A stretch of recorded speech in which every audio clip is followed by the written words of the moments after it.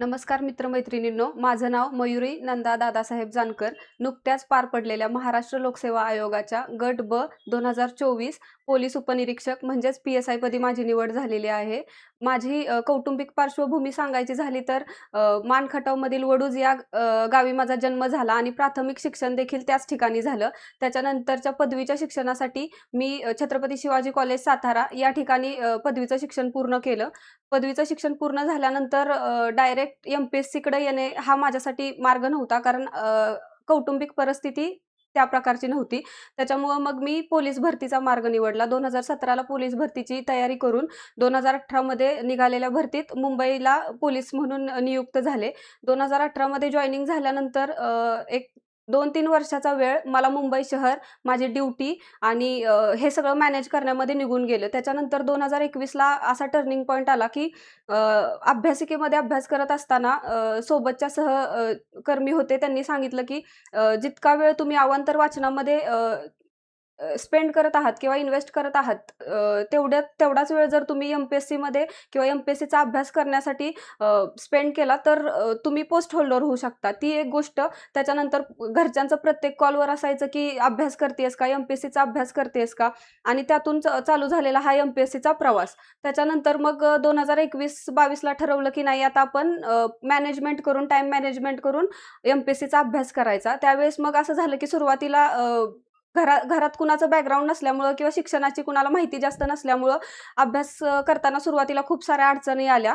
पण 2019 मध्ये कोरोनाची फेज येऊन गेल्यामुळं बऱ्यापैकी एम-पी-एस-सीचं शिक्षण ऑनलाईन झालं होतं किंवा द्वारे तुमच्यापर्यंत पोहोचलं होतं. त्याच्यामुळं खूप साऱ्या गोष्टी सुरळीत होत गेल्या. मग 2021-22ला ज्यावेळेस अभ्यासाला सुरुवात करायची ठरवली, त्यावेळेस आधी स्टार्टिंगला बसायची पोझिशन किंवा बसण्याचा स्टॅमिना वाढवण्यासाठी अवांतर वाचनच कंटिन्यू केलं. मग पुस्तकं वाचायला सुरुवात केली. तर पुस्तकं वाचत असताना माहीत नसल्यामुळं बऱ्याच वेळा असं व्हायचं, की मला असं वाटायचं, की मी ह्या चुका करते, की पुस्तकं वाचत बसते आणि पुढं वाचत चालली मला मागचं काही समजत नाहीये किंवा मला आठवत नाहीये. तर असं करत-करत एक-एक महिना एक-एक पुस्तक वाचत बसायचे. त्यावेळेस नंतर ज्यावेळेस लोकांशी कॉन्टॅक्ट होत गेले किंवा माहिती मिळत गेली किंवा मी माहिती काढली त्या विषयाची, त्याच्यानंतर मग 2023ला खरी सुरुवात झाली एम-पी-एस-सीच्या अभ्यासाला. मग 2023 मध्ये ठरवलं, की नाही आता आपण हे पूर्ण सगळं मॅनेज करून फुल टाईम अभ्यासाला द्यायचा. मग सुरुवातीला सिलेबस काढून घेतला. जो गट बचा सिलेबस आहे तो. सिलेबस बघितला. आपल्याकडे कुठली पुस्तकं आहेत, कुठली पुस्तकं नाहीत, सोर्स काय लागतील, ह्याची सगळी माहिती काढून किंवा आपले विषय कुठले स्ट्राँग आहेत, कुठले वीक आहेत, कुठल्या विषयांवर आपल्याला जास्त वर्क करावं लागेल त्या सगळ्या विषयांची किंवा माझ्या स्ट्रेंथ वीकनेसची माहिती काढून मग खरी अभ्यासाला सुरुवात झाली. 2023चा फॉर्म भरलेला आणि त्याच्यानंतर मग अभ्यासाला सुरुवात केली. स्टार्टिंगला पुस्तकं वाचायला सुरुवात केली. त्याच्यासोबतच क्वेश्चन पेपर घेतले. क्वेश्चन पेपरचं एनालिसिस बघायला सुरुवात केली. जे की आता आपल्याला प्रत्येक क्वेश्चन पेपर डाउनलोड करून बघायची गरज लागत नाहीये. तुम्ही त्या क्वेश्चन पेपरचे जे सेट भेटतात, त्या सेट थ्रू गो थ्रू करू शकता. सुरुवातीला मग एक चॅप्टर घ्यायचं. त्या चॅप्टरमधले ते चॅप्टर वाचून काढलं, की त्याचे पी-वाय-क्यू काय आहेत, त्या पी-वाय-क्यूचं एनालिसिस कसं केलेलं आहे, हे सगळं बघितलं. हे करत-करत पूर्वपरीक्षा दिली आणि पूर्वपरीक्षेमध्ये 2023च्या पूर्वपरीक्षेमध्ये पास झाले. त्याच्यानंतर त्या त्या त्या परीक्षेत पास झाल्यानंतर त्याची मेन्स होती 17 डिसेंबरला. मग 17 डिसेंबरला अभ्यास करताना म्हणजे मला माहीत नव्हतं, की पहिल्यांदाच मी पास होऊन जाईल परीक्षेत किंवा एवढा गॅप पडतो एम-पी-एस-सीच्या प्री आणि मेन्समध्ये हे पण माहीत नसल्यामुळं मग अभ्यासात बरीच शिथिलता आली होती. त्याच्यात मग मराठी, इंग्लिशचा त्या दरम्यान अभ्यास करून घेतलेला. म्हणजे मला माहीत नव्हतं 17 डिसेंबरलाच मी बसेन म्हणून. पण मी ठरल्याप्रमाणे माझं शेड्यूल फॉलो करत मराठी आणि इंग्लिशचा अभ्यास करून घेतला. मग त्याच्यात मराठीचं पूर्ण लेक्चर बघून, त्याच्या नोट्स काढून प्रिपरेशन करून ठेवली. त्याच्यानंतर इंग्लिशचं पण लेक्चर बघितलेले, त्याच्या नोट्स वगैरे काढलेले आणि गो थ्रू हे सगळं प्री मेन्सचं असंच केलेलं, की सिलेबस बघायचा, पुस्तकं कुठली आहेत ते बघायचं, पुस्तकांचे सोर्स कुठले आहेत, पुस्तकं वाचायची, त्याचे पी-वाय-क्यू सोडवायचे, त्याचं क्वेश्चन एनालिसिस करायचं, हे चालू होतं. त्यावेळेस टेस्ट सीरीज मी कोणत्या सोडवल्या नव्हत्या. ती माझी 2023 मध्ये झालेली सगळ्यात मोठी चूक होती, की मला टेस्ट सीरीज मी ऑनलाईन पण घेऊन सोडवल्या नाहीत आणि ऑफलाईन जाऊन पण कुठे सोडवल्या नव्हत्या. ती झाली. मग त्यावेळेस 2023ला मेन्समध्ये पण 2023ला जी मेन्स झालेली त्यात पण क्वालिफाय झाले आणि 7,000 जागा असल्यामुळं क्वालिफाय झाले हे मला सांगायला आवडेल, की त्यात क्वालिफाय झाल्यानंतर मग टायपिंगची प्रॅक्टिस केली, टायपिंगची टेस्ट दिली, त्यामध्ये पण पास होऊन गेले. पण रेव्हेन्यू असिस्टंटची पोस्ट ऑप्टिंग आउट करून टाकली. मग चालू झाला पी-एस-आयच्या परीक्षेचा प्रवास. त्याच्यानंतर 2024 ची ॲड आली. त्याच्यामध्ये बघितल्या जागा कुठल्या-कुठल्या आहेत, आपल्या कास्टला किती आहेत. मग व्यवस्थित सगळ्या गोष्टींचं नियोजन केलं. पूर्वपरीक्षेला तेच केलं जे मागं केलं होतं. सिलेबस वगैरे व्यवस्थित बघून प्रश्नपत्रिका सोडवल्या, त्याचं व्यवस्थित एनालिसिस केलं.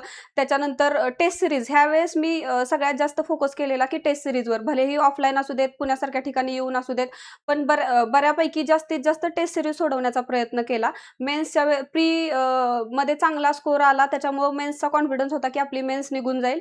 मग प्रीचा अभ्यास करत मेन्सचा बऱ्यापैकी जीएसचा अभ्यास झालेला. राहिलेला तो फक्त मराठी इंग्लिशचा अभ्यास. मग ज्यावेळेस पूर्वपरीक्षा पास झाले, त्यावेळेस मुख्य परीक्षेच्या वेळेस स्टार्टिंगला मराठी इंग्लिशवर खूप चांगलं कमांड मिळवण्याचा प्रयत्न केला.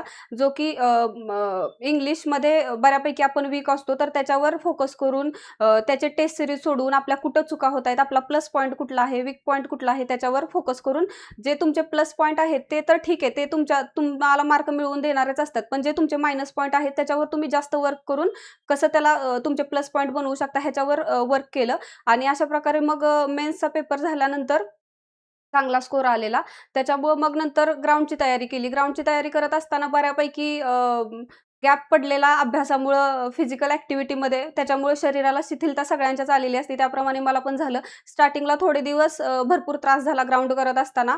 त्याच्यानंतर पण त्यावेळेस बऱ्यापैकी सगळं व्यवस्थित नियोजन करून डाएटचं म्हणा किंवा एक्सरसाइजचं म्हणा, ते सगळं करून वेट लॉसवर अगोदर फोकस करून नंतर मग ग्राउंडचे इव्हेंट चांगले करण्यावर फोकस केला आणि अशा प्रकारे ग्राउंड पण क्वालिफाय झाले. ग्राउंड क्वालिफाय झाल्यानंतर इंटरव्ह्यूची आमच्या ग्राउंडच्या वेळेसच मुली बऱ्यापैकी क्वालिफाय नव्हत्या झाल्या. त्याच्यामुळं आम्हाला इंटरव्ह्यूमध्ये माहीत होतं की आमचं म्हणजे एवढं सिरियसली काय होणार नाहीये, करावं लागणार नाही म्हणून इंटरव्ह्यूवर एवढी तयारी नाही केली किंवा इंटरव्ह्यूची तयारी वर एवढं फोकस नाही केलं आणि इंटरव्ह्यू पण झाला. आणि अशा प्रकारे मग नियुक्ती होऊन गेली आणि त्यानंतर मग सिलेक्शन झालं 2024च्या पी-एस-आयमध्ये. 2023ची परीक्षा दिली आणि 2024ची पण परीक्षा दिली. तर 2023ला ज्या चुका केल्या होत्या, त्या चुका ओव्हरकम करून 2024च्या परीक्षेत रिझल्ट आणताना काय-काय केलं, तर पहिल्यांदा सांगितल्याप्रमाणे की पी-वाय-क्यू किंवा टेस्ट सीरीज सोडवल्या नव्हत्या 2023च्या परीक्षेमध्ये. जो माझा वीक पॉइंट होता किंवा ज्याची मला फिअर होती, त्याच्यामुळं मला मग एक्झाममध्ये गेल्यानंतर थोडी एन्झायटी व्हायची. 2024 मध्ये तेच ओव्हरकम करून खूप साऱ्या टेस्ट सीरीज सोडवल्या. ज्यांची कुणाची टेस्ट सीरीज भेटेल ते टेस्ट सीरीज सोडवून त्याचं एक्सप्लेनेशन केलं. त्याचप्रमाणे 2023ला बऱ्यापैकी स्टडी करताना मी सेल्फ स्टडीज केला होता. स्वतःच स्टडी केला होता.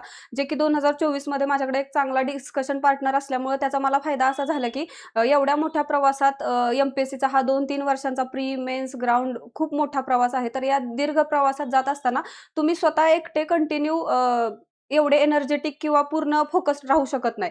तर मग तुमच्याकडे डिस्कशन पार्टनर असेल किंवा तुमच्या संगत जर तुमची चांगली असेल, तर त्याचा तुम्हाला फायदा असा होतो की तुम्ही सातत्यपूर्ण त्या तुमच्या ध्येयावर किंवा तुमचं जे ठरलंय टार्गेट त्याच्यावर तुम्ही फोकस्ड राहता. अशा प्रकारे माझ्याकडे डिस्कशन पार्टनर होता. तुमच्या प्रत्येकालाच तुम्ही तेवढे लकी असाल असं नाहीये. तर तुम्ही तुमच्यासाठी मग चांगले ऑप्शन काय आहेत की सीएमओ सारख्या ज्या मेंटरशिपच्या बॅच आहेत किंवा जे मेंटरशिप घेऊन तुम्हाला रोज सांगतात की डेली टार्गेट देऊन हे करा, हे केलं पाहिजे, ह्याचा अभ्यास तुम्ही करा. ह्याचा तुम्हाला फायदा होऊ शकतो अभ्यासात आणि यश तुम्हाला लवकर भेटू शकतं. त्याचप्रमाणे सांगायचं झालं तर पी-एस-आयमध्ये आता मी ज्याप्रमाणे अगोदर पोलीस भरती दिली, त्याच्यानंतर पी-एस-आयची एक्झाम दिली. तर ह्या पद्धतीनं तुम्हीही करू शकता किंवा तुम्हालाही करता येण्यासारखं आहे, की जर तुमची इकॉनॉमिकल कंडिशन चांगली नसेल, घरच्या जबाबदाऱ्या असतील, तर पोलीस भरतीसारखा चांगला ऑप्शन तुमच्याकडे आहे. ते तुम्ही करू शकता. आपण नेहमी म्हणतो, की लवकर उठणारे पक्षी किंवा लवकर उडून जाणारे पक्षी किडे खातात. त्याप्रमाणे तुम्हाला जर ह्या प्रवासातला तुमचा वेळ कमी करायचा असेल, तर सीएमओचा तुम्ही चांगला फायदा करून घेऊ शकता. आणि मुलींचं प्रमाण जे अलीकडं खूप कमी झालेलं आहे पी-एस-आय किंवा पोलीस भरतीच्या क्षेत्रात येण्याचं, विशेष करून पी-एस-आयच्या क्षेत्रात येण्याचं, तर बाहेर राहून टीका करणं सोपं असतं. जर तुम्हाला बदल हवे आहेत किंवा जर तुम्हाला चेंजेस करायचे आहेत, तर आतमध्ये या सिस्टममध्ये आणि मग चेंजेस करा किंवा तुम्हाला ज्या गोष्टी चुकीच्या वाटतायत त्या बदलण्याचा प्रयत्न करा आणि ह्या गोष्टी पुढे जाऊन तुमच्याच फायद्याच्या ठरतील. संघर्षाचं म्हणाल तर संघर्ष प्रत्येक क्षेत्रात आहे. कुठेही गेल्यानंतर तुम्हाला असं नाहीये की संघर्ष सुटलेला आहे. संघर्ष तुम्हाला प्रत्येक क्षेत्रात करावा लागणार आहे. प्रत्येकाचा आपला संघर्ष वेगळा असतो. तर ह्याच्यात चांगली गोष्ट ही आहे की तुम्हाला तुमच्या वारसात संघर्ष भेटलेला आहे, जो की तुम्हाला यश मिळवताना किंवा यश मिळवण्यासाठी फायदेशीर आहे. तर ह्या गोष्टी ज्या मी सांगितल्या त्या तुम्हाला फायदेशीर होतील आणि अभ्यासात मदत करतील.